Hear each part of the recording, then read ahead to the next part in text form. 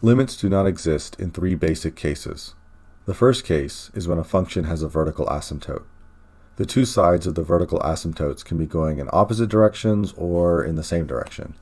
In both cases, the limit does not exist because the function is going to positive and or negative infinity. And infinity is a concept and not an actual number. And limits have to go to a real number in order for them to exist.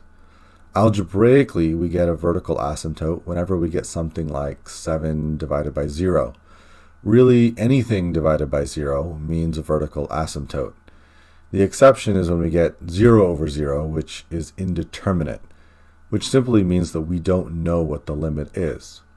We should be very wary of vertical asymptotes in rational, log, and trig functions.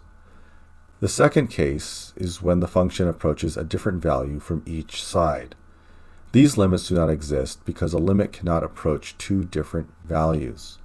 This most commonly happens in piecewise functions. The notable exception here are one-sided limits, which, as their name indicates, only looks at the value the limit approaches from one side, so we don't care about the other side. So for this case, the one-sided limits do exist, but the general limit does not. The last case is when a function does not approach a fixed number. This is the rarest case, and a simple example is the limit as x goes to 0 of sine of 1 over x. The function oscillates between 1 and negative 1 infinitely as we approach a 0.